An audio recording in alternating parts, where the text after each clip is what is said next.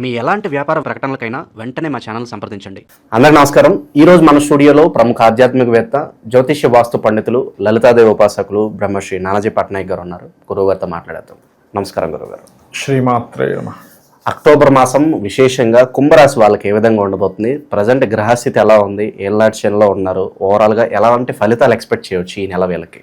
October మాసంలో ఫలితాలు చెప్తుంది నేను అయినప్పటికీ కూడా చెప్పిస్తుంది సాక్షాత్ లలిత అమ్మవారికి భావిస్తూ. ఫస్ట్ ఆఫ్ ఆల్ వీళ్ళకి రాహు ఉన్నాడండి, లగ్నం రాశిలో కానీ లగ్నం తీసుకుని రాహు ఉన్నాడు.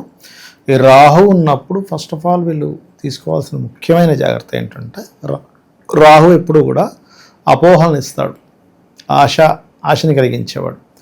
దాంతోపాటు శని వక్రించి ఇటువైపు వస్తున్నాడు. కాబట్టి ఏంటి, కర్మకారకుడు, ఆశకారకుడు, ఇమాజినేషన్స్ కారకుడు కలిసి ఉన్నారు. ఇది సినిమా ఫీల్డ్ వాళ్ళకి, ఆన్లైన్లో బిజినెస్లు చేసేవారికి ఓకే, కానీ వేరే వారు అనవసరమైనటువంటి ఆశలు పెట్టుకోకూడదు అని చెప్తుంది. అయితే వీళ్ళకి ఈ నెల కరెక్ట్గా 27వ తేదీ నుంచి పంచమంలో ఉండే గురువు 6లోకి వెళ్తున్నాడు.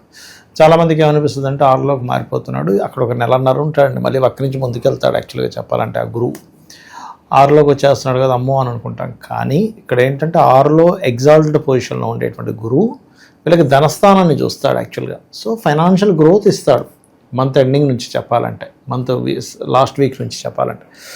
సో ఇక్కడ 2లో ఉండే శనిని కనుక రెమెడీ చేసుకోగలిగితే ఫైనాన్షియల్ గ్రోత్ పెరుగుతుంది వీళ్ళకి.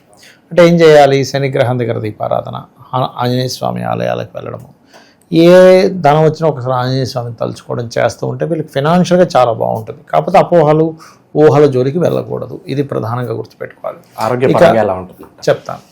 ఆరోగ్యపరంగా చూసుకుంటే గురువు ఎలాగో 6వ స్థానంలోకి వస్తున్నాడు. ఇప్పుడు మొదట్లో ఏమైనా ఇబ్బందులు ఉన్నా కానీ మంత్ ఎండింగ్ కల్లా బాగుంటుందని మనం చెప్పుకోవచ్చు, అందులో ఎటువంటి సందేహం లేదు చెప్పాలంటే. అది అలాగే 3, 10 అధిపతి అంటే 3 అంటే మన ప్రయత్నము, 10 అంటే మన వృత్తి. ఈ కారకుడు ప్రజెంట్ వీళ్ళకి తులారాశిలో ఉన్నాడు. ఎప్పుడైతే ఈ తుల నుంచి వీళ్ళకి ఈ 27వ తేదీ మారుతున్నాడండి కరెక్ట్ చెప్పాలంటే ఈ కుజుడు. అప్పటి వరకు వీళ్ళకి 9వ స్థానంలోనే ఉంటాడు. కాబట్టి ఇది ఏం చెప్తుంది విషయం అంటే, ఈ మంత్లో వీళ్ళు ఉద్యోగ ప్రయత్నాలు చేసేటువంటి వారు 27వ తేదీ వరకు కూడా ఉన్న ప్రాంతం కాకుండా ఇతర ప్రాంతాల్లో ట్రై చేసుకోండి. ఓకే, బికాజ్ ఆఫ్ ఇక్కడ ఆల్ ఆఫ్ సడన్గా మార్పులు వీళ్ళకి మంచిగా చేస్తాయి. ఇప్పుడు కొంతమందికి చూడండి, ఆల్ ఆఫ్ సడన్గా ఉద్యోగం మానేమన్నారు ఏంటో అనుకుంటాం. లక్కీగా అంతకంటే మంచి ఉద్యోగం దొరుకుతుంది ఒక్కోసారి. So don't worry. సో వీళ్ళకి ఆ యొక్క యోగం అయితే బలంగా ఉంది. అలాగే వీళ్ళ బంధువర్గం వాళ్ళు, ముఖ్యంగా సిబ్లింగ్ వరుస వాళ్ళు ఎవరైనా విదేశాల్లో ఉన్నట్లయితే వాళ్ళ మూలంగా వీళ్ళకి విదేశీ ప్రయత్నాలు, వీళ్ళ సిబ్లింగ్ వరుస వాళ్ళని ఎవరైనా దేశాలకు తీసుకెళ్ళడానికి అనుకూలంగా ఉంది. అయితే వీరికి ప్రధానంగా ఈ కుంభం వారికి 4, 9 అధిపతి శుక్రుడు ఎవరైతే ఉన్నారో ఈయన నీచపడుతున్నాడు. ఎప్పటి నుంచి, 9వ తేదీ నుంచి. 9వ తేదీ వరకేమో సప్తమంలో కేతువుతో కలిసి ఉన్నాడు. సో ఎప్పుడైతే సప్తమంలో కేతువుతో కలిసి ఉన్నాడో వీరు ఎట్టి పరిస్థితుల్లో 9వ తేదీ లోపల వివాహ నిర్ణయాలు తీసుకోకూడదు. బికాజ్ ఆఫ్ లగ్నంలో రాహు ఉంటే శని వక్రించి వస్తున్నాడు. సప్తమంలో కేతువుతో పాటు శుక్రుడు, సింగిల్గా శుక్రుడు ఉండడం వేరు, సింగిల్గా కేతు ఉండడం, శుక్రకేతువుల కలయిక వేరు. అందుకే అదొక అవయోగాన్ని క్రియేట్ చేస్తుంటుంది. మళ్ళీ ఇక్కడ వివాహం అంటే వివాహమైన వాళ్ళకి జీవిత భాగస్వామి ఏదైనా అమ్మవారి సాధనకు తోడ్పడుతుంది ఇది. కానీ వివాహం చేసుకోవాలి, వివాహ జీవితం విషయంలో మాత్రం అక్కడ డిస్టర్బెన్స్ క్రియేట్ చేస్తుంటుంది. కాబట్టి వివాహ నిర్ణయాలు, లేదా పార్ట్నర్ నుంచి డబ్బులు తీసుకోవడం, లేదా పార్ట్నర్కి డబ్బులు ఇవ్వడం, ఈ విషయాల్లో ఖచ్చితంగా 9వ తేదీ వరకు వీళ్ళు జాగ్రత్తగా ఉండాలి అక్టోబర్ మాసంలో. అలాగే కొంచెం 9 తర్వాత మరి నీచ పొందుతున్నాడుగా శుక్రుడు వెళ్ళి, అంటే ఎవరు, చతుర్థ భాగ్యాధిపతి. కాబట్టి తల్లిదండ్రుల యొక్క ఆరోగ్యం విషయంలోని కొద్దిగా వీళ్ళు ఏదైనా వాహనం మీద వెళ్ళేటప్పుడు, ఎందుకంటే కుంభం నుంచి చతుర్థ భాగ్యాధిపతి అష్టమంలో నీచపొందుతున్నప్పుడు శుక్రుడు సహజంగానే వాహనాలకు కారకుడు. ఈ వాహనాలకి కారకుడైన శుక్రుడు ఎప్పుడైతే అష్టమంలో ఉంటాడో, ఇది పర్టికులర్గా వీళ్ళు వాహనం మీద స్పీడ్గా వెళ్ళడం, అందులో ముఖ్యంగా బుధ శుక్రవారాలు అవాయిడ్ చేయాలి. వాహనాల మీద వేగంగా వెళ్ళని దాన్ని కనుక అవాయిడ్ చేయగలిగితే ఖచ్చితంగా బాగుంటుంది. అలాగే తృతీయ అష్టమాధిపతి అంటే సంతానానికి కారకుడు, మరియు కొన్ని ఇన్సూరెన్సెస్ రిలేటెడ్ వాటికి కారకుడు బుధుడు మనకి బుధాదిత్యోగంలో ఉంటూ 3వ తేదీ నుంచి తులలోకి మారిపోతున్నాడు. ఎప్పుడైతే తులారాశిలోకి ఎంటర్ అవుతున్నాడో, 9వ స్థానంలోకి ఎంటర్ అవుతున్నాడో, ఇక్కడ 3వ తేదీ తర్వాత నుంచి మీరు కనుక చూస్తే స్టూడెంట్స్కి అయితేనేమో వాళ్ళ టీచర్స్తోని, మాస్టర్స్తోని కొంత స్ట్రెస్ ఉంటుంటుంది. కొంచెం కామన్గా కొంచెం పెద్దవాళ్ళకి తండ్రితో స్ట్రెస్, కొంచెం అంటే తండ్రి మూలంగా స్ట్రెస్ లేదా తండ్రితో స్ట్రెస్ అనేది పడుతూ ఉంటుంది. గురువులు, తండ్రి లేదా ఎవరికి ఈ యొక్క ప్రభావం తగ్గుతుంది అంటే కఠోరంగా కొన్ని జపం చేస్తుంటారు చూసారా, అలా చేస్తే ఖచ్చితంగా క్లియర్ అయిపోతుందండి. అందులో ఎటువంటి డౌట్ లేదు. ఇప్పుడు హోమం చేస్తారు, హోమం చేసేవారికి, లేకపోతే ఏదైనా క్షేత్రానికి వెళ్ళి హోమం చేయించుకోవడం కుంభం వారికి, ఇది బాగా కలిసి వస్తుంది 3 తర్వాత. అంటే మనం ఇక్కడ అర్థం చేసుకోవాల్సింది ఏంటంటే అసలు గ్రహాలు ఏం చెప్తున్నాయి, నువ్వు ఎలా ఉండమని చెప్తున్నావు. ఇప్పుడు మనకు ప్రకృతి చెప్తుంటుంది చూసారు, అక్కడ బాగా చలి ఉంటుంది అంటే మనం 4 రగ్గులు పట్టుకుని వెళ్తాం. బాగా ఎండ ఉంటుందా అంటే కొంచెం ఏసీలోనే కొంచెం మెయింటైన్ చేస్తాం, ఏసీ రూమ్ తీసుకుంటాం ఏదైనా వేరే ప్రాంతానికి వెళ్ళినప్పుడు. అలాగే ప్రకృతి ఎలాగైతే మనకి చలిని, ఎండని, వర్షాలను ఇస్తుందో గోచార గ్రహాలు ఆ ఎనర్జీస్ని రిలీజ్ చేస్తూ ఉంటాయి. అప్పుడు ఆ ఎనర్జీ తగ్గట్టుగా మనకు ఫలితం వస్తుంది, ఆ ఫలితానికి తగ్గట్టుగా మనం ప్లాన్ చేసుకుంటూ ఉంటుండాలి. సో అది కాబట్టి నా ఉద్దేశం ఏంటంటే 9వ తేదీ లోపల వరకు మాత్రం ఎట్టి పరిస్థితుల్లో వివాహ నిర్ణయాలు, వివాహ సంబంధాలు చూడకండి పర్టికులర్గా. ఇక మనకి ఎప్పుడైతే 27వ తేదీ వస్తుందో 27వ తేదీ కుజుడు మారుతాడు ఎలాగో దశమ స్థానంలోకి.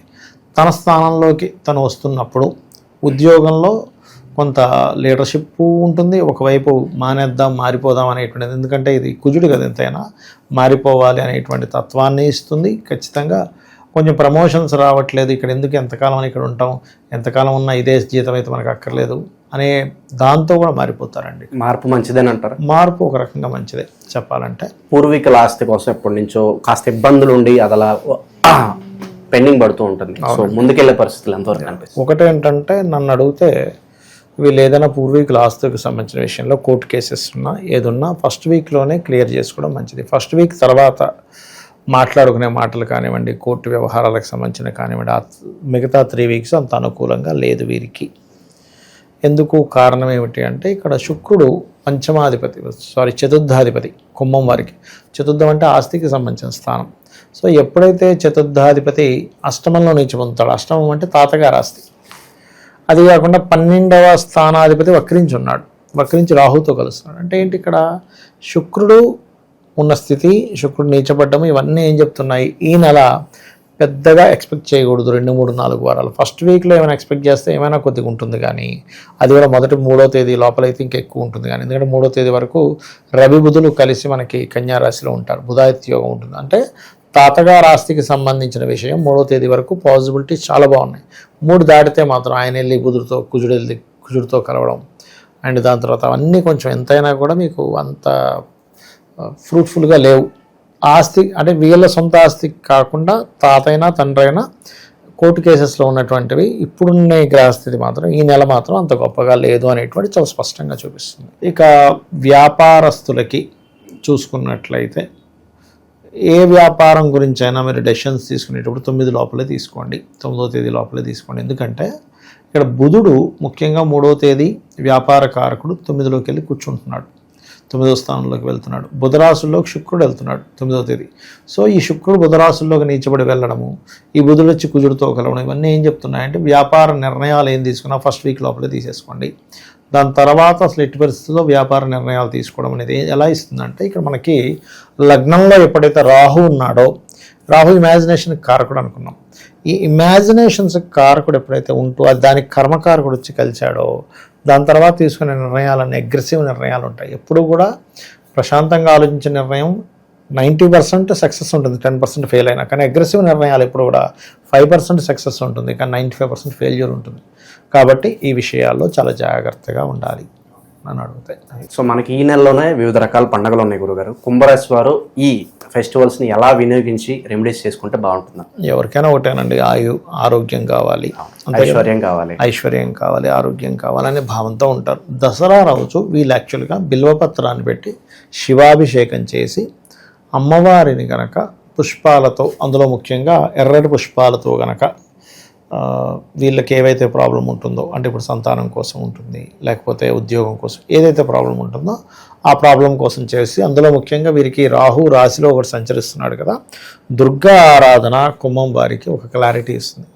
లేకపోతే ఏమవుతుందంటే ఏదో మూసలో వెళ్ళిపోతున్నాం, ఏం చేస్తున్నాం అర్థం, కొంతమంది అంటుంటారు చూడండి, నేను ఏం చేస్తున్నానో అర్థం కావట్లేదండి, అంతా ఏదో మైండ్ అంతా దిమ్ముగా ఉంది అని చెప్తూ ఉంటారు.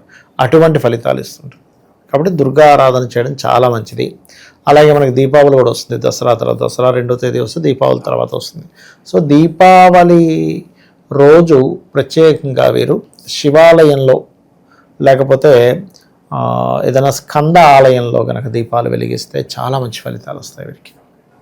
ఓవరాల్గా కుంభరాశి వారి పరిస్థితి ఈ అక్టోబర్ మాసం ఏ విధంగా ఉండబోతుందో మీ మాటలో చాలా బాగా వివరించారు. ధన్యవాదాలు. శ్రీమాత్రే నమః.